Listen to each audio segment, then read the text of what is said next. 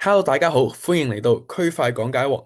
我哋呢個頻道就用最簡單嘅廣東話，去幫你講清楚加密貨幣、區塊鏈、Web3 背後嘅科技同原理，唔係炒幣，唔係 sell 夢，淨係想幫你明白到底呢啲技術係點樣運作，點樣影響我哋未來資產自由同埋網絡權利。你最近有冇聽人講 Web3 呢樣嘢？From Twitter 啦、YouTube，由大學講座、創投圈啦，個個都係講緊 Web3 係未來。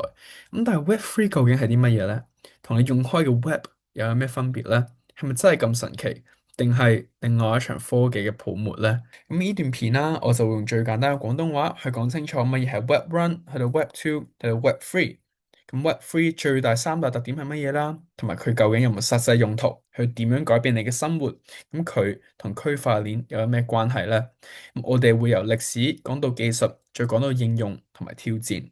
等你真正掌握到 Web3 背後代表住一場乜嘢革命呢？如果你第一次嚟到，歡迎嚟到區塊講解王。我會用最簡單嘅廣東話去講最複雜嘅加密技術。咁如果我哋要真正咁理解 Web3，我哋就要由頭開始，翻返去講清楚乜嘢 Web1 同 Web2。因為 Web3 咧唔係憑空出現，而係佢係互聯網演變嘅下一章。咁 Web1 啦，就我哋只可以睇又唔可以喐任何嘢嘅年代啦。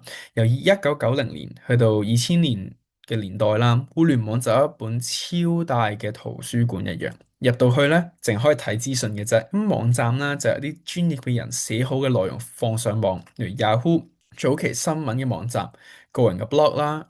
你上網咧，淨係一個讀者，冇乜身份、冇互動、冇留言、冇創作。簡單啲嚟講，Web1係一個圖書館，你就可以寫書，唔可以寫書。Web Two 啦，你可以參與，你可以 read and write。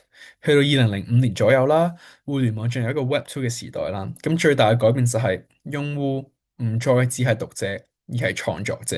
咁你開始用 Facebook 上 YouTube 去 upload 片啦，用 IG 出 story 啦，人人都可以出 post、寫 blog、拍片。互聯網開始變得好互動、好熱鬧。但問題嚟啦，雖然內容係你整嘅，但平台係佢哋開嘅喎。數據收益控制權都唔係你，你拍片收入YouTube 佔一大部分，你發文 Facebook 擁有你嘅數據，即係話你好似喺佢哋嘅平台返工，幫手做嘢，幫手出力同賺錢，但係最大嘅收益者係啲公司。咁 Web2 咧就好似一個超級大型嘅社交商場，你係租客，平台係業主。Web3 我哋講擁有權，read、write and own。Web3 嘅核心就係你唔止單止可以創作，你仲可以擁有屬於你自己嘅內容、身份、資產。你可以擁有一個鏈上面嘅身份，你創作嘅內容，你參與嘅平台，甚至成個社群。Web3 唔單止係技術，而係價值觀嘅改變，由一個平台話晒事，變成用戶自己話事。所以 Web3 咧，其實等於自己開間網店，你要管自己個平台，擁有晒所有嘢，冇老細，冇中介。咁 Web3 到底有啲咩唔同？點解大家都會話佢係互聯網新嘅一章呢？咁講到底，Web3 有三個核心嘅特點：去中心化、擁有權同埋經濟激勵。第一，去中心化。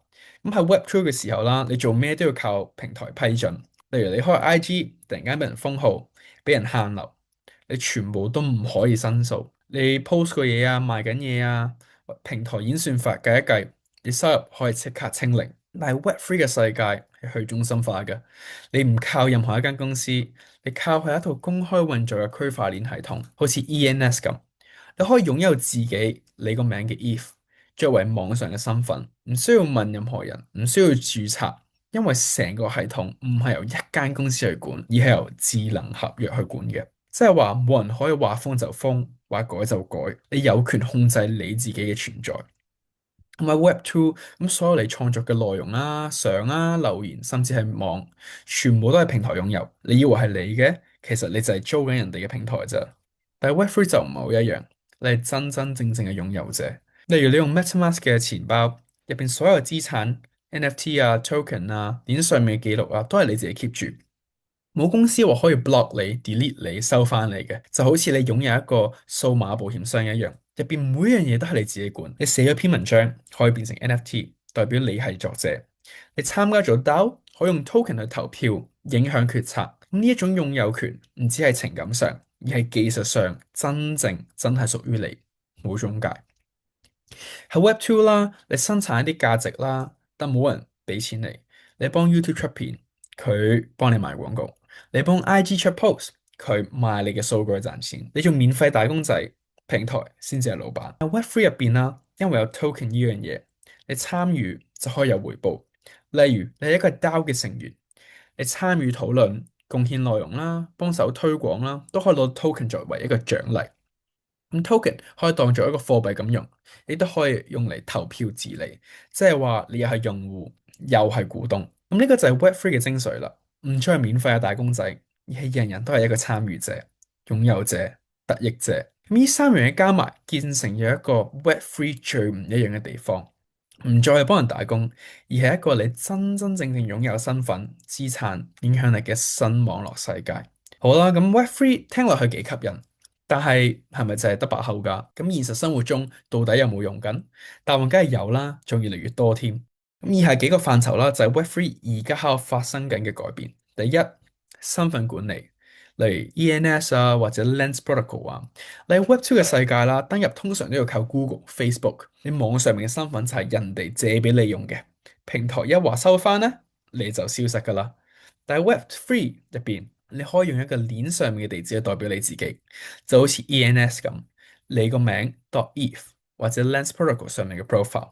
咁呢個地址唔需要靠人哋批准，唔需要登記身份證，你擁有就代表你係你。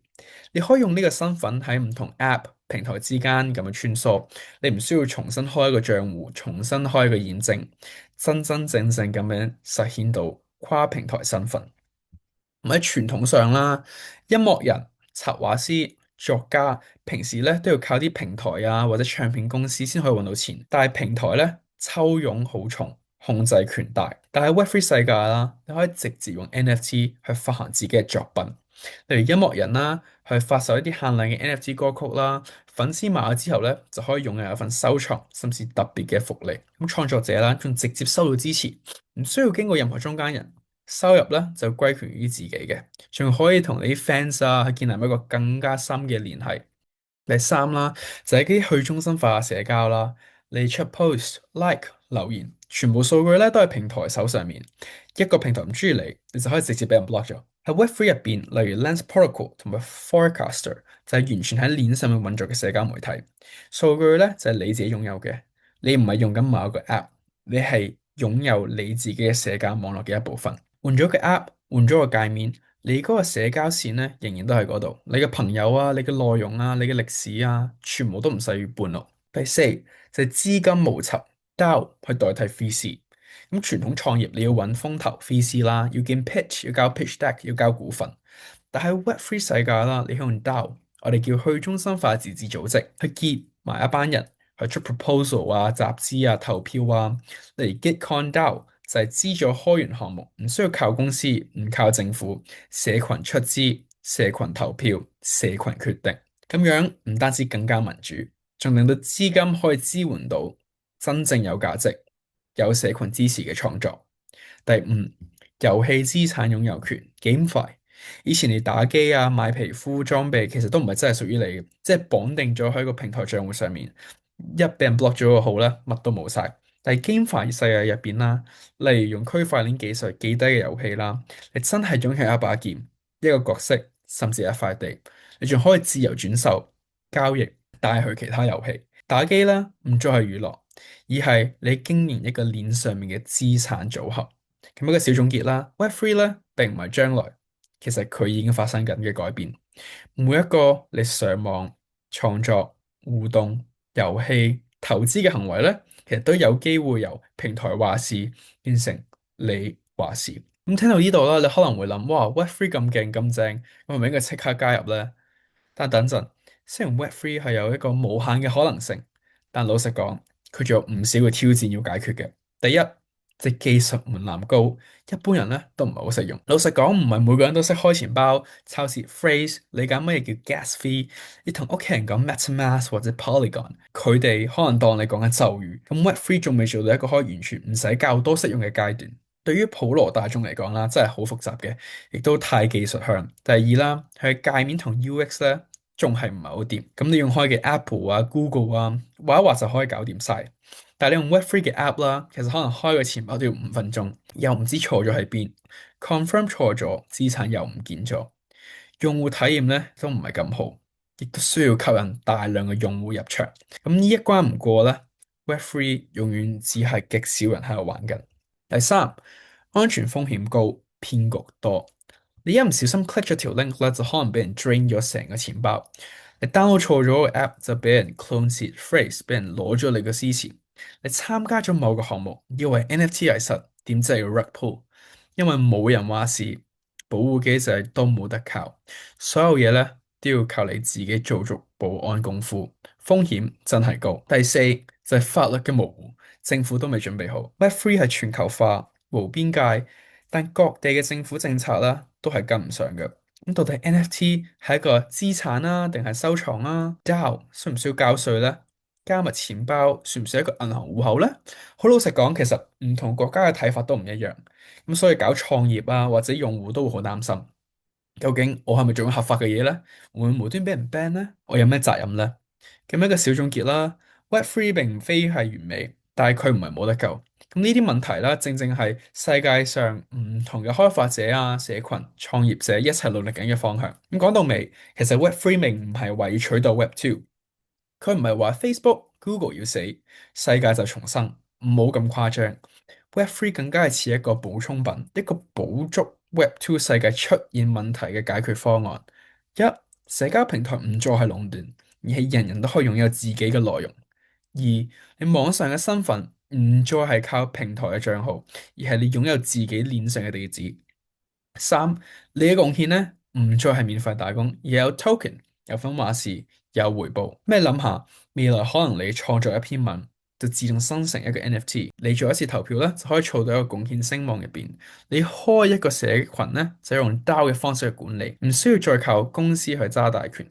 社交、創作、理財、工作方式都有機會喺鏈上化。如果你覺得今集有幫你真真正正明白乜嘢係 Web3，記得 like、subscribe 同留言話俾我知啦。我係區塊講解喎，下集見，拜拜。